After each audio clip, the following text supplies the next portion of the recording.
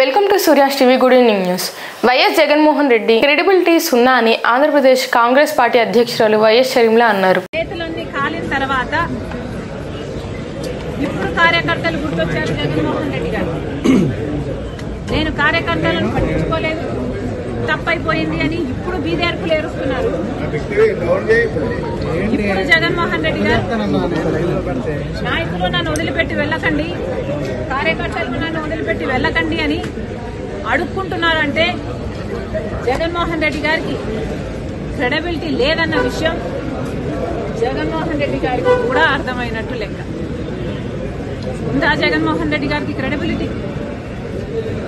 ఈరోజు జగన్మోహన్ రెడ్డి గారి క్యారెక్టర్ ఖాళీ బాటిల్.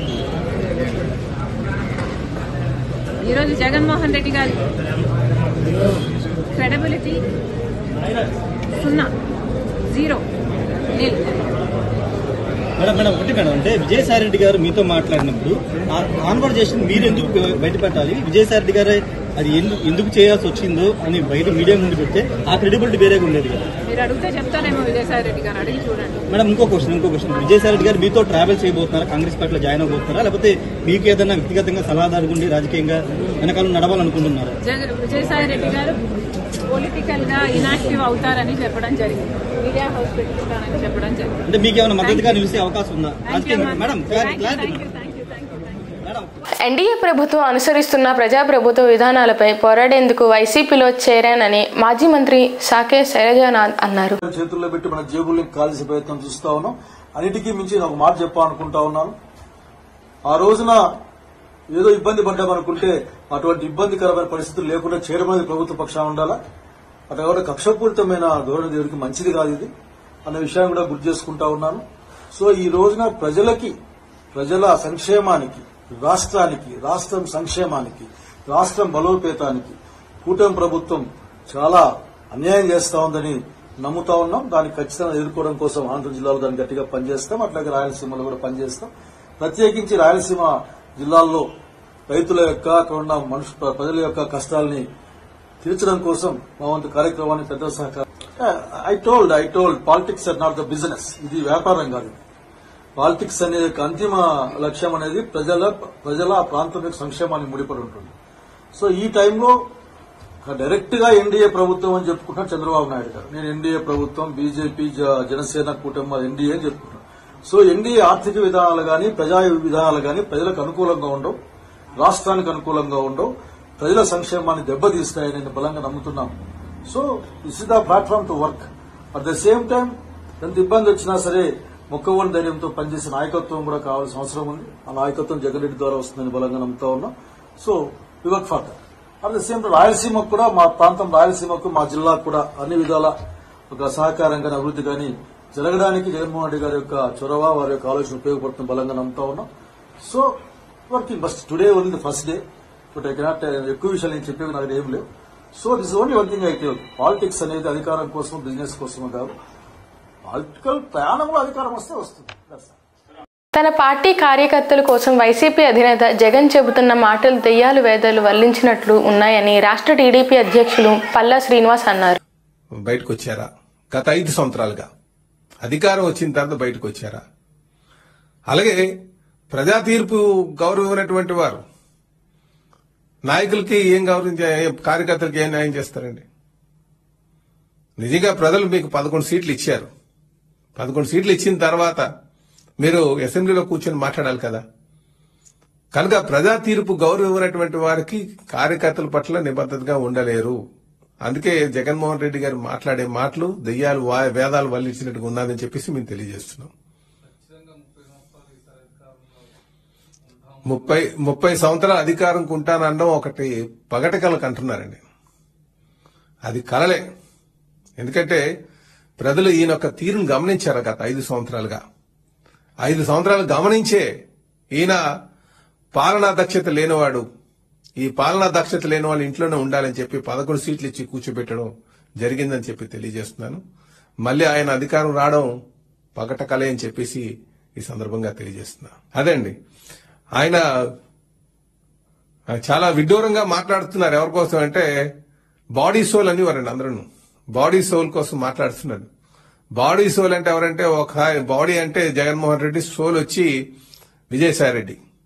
వీళ్ళిద్దరూ ఈరోజు ఏదో డ్రామా ఆడుతున్నారు. నాకైతే డ్రామా ఆడినట్టుగా అనిపిస్తుంది. కనుక వీళ్ళని నమ్మడానికి లేదు. ఎందుకంటే దోపిడీలో ఇద్దరు పార్ట్నర్సే. ఈరోజు ఈ రాష్ట్రాన్ని దోపిడీ చేయడంలో వీళ్ళిద్దరూ కూడా చాలా దారుణాలకి ఒడిగట్టినటువంటి వారు, దోపిడీలకి ఒడిగట్టినటువంటి వారు. వీళ్ళిద్దరూ కలిసి చేసినటువంటివే. కనుక వీళ్ళని నమ్మడానికి లేదు. వాళ్ళ మాటలు నమ్మడానికి. విజయవాడ నగరానికి ఆనుకొని విజయవాడ రూరల్ మండలం అంబాపురం పంచాయతీలోని ఏఎఫ్సిఐ ఎంప్లాయీస్ కాలనీలో 20 కోట్ల విలువైన 2226 గజాల పంచాయతీ స్థలాన్ని రిటైర్డ్ అధికారి పి జకరయ్య అనే వ్యక్తి అక్రమంగా రిజిస్ట్రేషన్ చేయించుకున్నారని గ్రామ సర్పంచ్ గడికోటి సీతయ్య ఆరోపించారు. సెకండ్ పర్సన్ వచ్చేసి తిరుమల రాజు, వెంకట సుబ్బరాజు గారు. వీళ్ళిద్దరి దగ్గర నుంచి 1981 రిజిస్టర్డ్ సేల్ డీడ్ ద్వారా కొనుగోలు చేయడం జరిగింది. ఆ రిజిస్టర్డ్ సేల్ డీడ్సే ఈ రెండు. ఇది మొత్తం కూడా అంతా సక్రమంగా జరిగిన రిజిస్ట్రేషన్స్. ఈ టోటల్ 92/2Bలో total extent land 1 acre 42 cents. ఇది ఆల్రెడీ ఈ రోజు ఉదయం మన జకరయ్య గారు చెప్పినట్టుగా అంతే ఎక్స్టెండ్, ఇంటి నుంచి ఎక్స్టెండ్ చేయం లేదండి. అంటే 1881లో ఈ ల్యాండ్ 1981లో ఈ ల్యాండ్ ఎవరైతే సాగి జయలక్ష్మి గారు ఉన్నారో వారి అమ్మగారు, వారి అమ్మమ్మ అయిన తిరుమల రాజు, సీతారామమ్మ గారు వీళ్ళ బిఫోర్ పర్చేజెస్కి అమ్మటం జరిగింది. వీళ్ళు ఎవరైతే కొనుక్కున్నారో వాళ్ళెవరు రాఘవరాజు, ఒక శివరామరాజు, అర్జునరాజు అని ముగ్గురు దగ్గర కొనుక్కున్నారు. వాళ్ళకి అమ్మితే వాళ్ళ దగ్గర నుంచి వీళ్ళు 82లో కొనుక్కున్నారండి. అంటే అమ్మమ్మ ఇద్దరు కలిసి ఒకరికి అమ్మారు, కూతురు ఇంకొకరికి అమ్మింది 2024. ఇది క్లియర్ పిక్చర్ అండి. సో రేపొద్దున వీళ్ళ కూతురు కానీ కొడుకు కానీ ఇంకొకటి 2024లో 44లో ఇంకొకరికి అమ్ముతారు. సో ఇది ప్రధాన అలిగేషన్స్. ఈ డాక్యుమెంట్ 43 సంవత్సరాల క్రితం అమ్మిన డాక్యుమెంటు, రిజిస్టర్డ్ డాక్యుమెంటు. ఇది అనువంశికమే. కానీ అనువంశికంలో ఆ రోజు ఉన్న ఎవరైతే పర్సన్స్ ఉన్నారో, ఎగ్జిస్టింగ్ లీగల్ హెయిర్స్ ఉన్నారో వాళ్ళు క్లియర్గా రిజిస్ట్రేషన్ చేయడం జరిగింది. సో ఆ రిజిస్టర్డ్ డాక్యుమెంట్స్ కూడా మాకు అన్నీ ఉన్నాయి. ఈ డాక్యుమెంట్స్ 1982లో వీళ్ళు కొనుక్కొని రిజిస్ట్రేషన్ వీళ్ళు ఉడా లేఅవుట్ విజిటిఎం లేఅవుట్కి వెళ్ళారు. అది 87లో అప్లై చేశారండి. అది వీళ్ళకి 94లో అప్రూవ్ అయింది. అది మొత్తం 9 ఎకరాల 47 సెంట్లో 5 ఎకరాలు, మొత్తం 5 ఎకరాలు ప్లాటెడ్ ఏరియా. ఆ ప్లాటెడ్ ఏరియాకి 105 ప్లాట్లు వచ్చినాయి. తిరువూరు ఎమ్మెల్యే కొలికిపూడి శ్రీనివాసరావు మరోసారి వివాదాస్పదంగా మారారు. నారా లోకేష్ గారికి, చంద్రబాబు నాయుడు గారికి, కొరందల పవన్ కళ్యాణ్ గారికి నేను 5 సంవత్సరాలు పార్టీకి కష్టపడి పనిచేశాను సార్. కూలి పనులకు వెళ్ళి మా అమ్మ ఇచ్చిన డబ్బులతో సహా మేము తెచ్చుకుంటే తిని బతికే బతుకులు సార్. మేము ఎంతో 5 సంవత్సరాలు కష్టపడి పనిచేశాను. సోషల్ మీడియాలో యాక్టివ్గా పనిచేశాను. మన టీడీపీ యాప్లో రక్షణ మా ఊరు ఎమ్మెల్యే వస్తే కూడా సైతం నిలదీసి పార్టీకి పనిచేసి 5 సంవత్సరాలు నేను వైకాపా అక్రమాలు చేస్తున్నాను. వారిపై నేను కష్టపడి సైతం నా ఎదురొడ్డి నా ప్రాణాన్ని అడ్డుపెట్టి నేను పార్టీ కోసం పనిచేస్తే ఈరోజు కొలికిపూడి శ్రీనివాసరావు గారు తిరువూరు వచ్చిన దగ్గర నుంచి నన్ను నానా రకాలుగా అనేక రకాలుగా ఇబ్బంది పెడతా ఉన్నారు సార్. గతంలో ఆయన వచ్చిన అభ్యర్థిగా వచ్చిన టైంలో కూడా నేను మంచిగా పనిచేసి ఇది చేస్తే నన్ను అప్పుడు ఇంటి నుంచి సీనియర్ నాయకులతో పాటు నన్ను కూడా వెళ్ళిపోవాలని చెప్పేసి అలాంటి పేద కార్యకర్తల మీద పడి పార్టీ వారిని ఎవరిని దగ్గరికి రానివ్వడం లేదు సార్. మేము తెచ్చుకుంటూ తిని బతికే బతుకులు, మాకు వెనక ఆస్తులు లేవు, కోట్లు లేవు సార్. మేము పార్టీ కోసం అభిమానంతో మీకోసం చేస్తున్నాం సార్, ఆయన కోసం చేయట్లేదు. పార్టీ కోసం కష్టపడి పనిచేస్తే మీరు ఆయన ఎందుకు ఇలా ఇది చేస్తున్నాడు? అలాంటి దళిత కార్యకర్తల మీద, దళితుల మీద ఏ విధంగా అరాచకాలు చేపిస్తూ ఉన్నాడు సార్.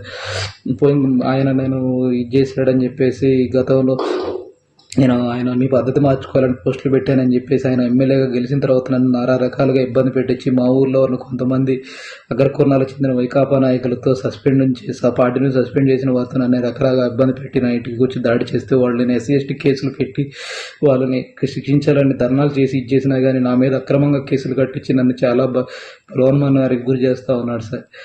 ఇప్పుడు మా గత కొంతకాలం చిట్టాల సర్పంచ్ గారు శ్రీని గారి విషయంలో కూడా నేను అప్పుడు వచ్చి పల్లా శ్రీనివాసరావు యాదవ్ గారికి నా కంటిన్యూర్ని. ఈ వార్తలు ఇంతటితో సమాప్తం.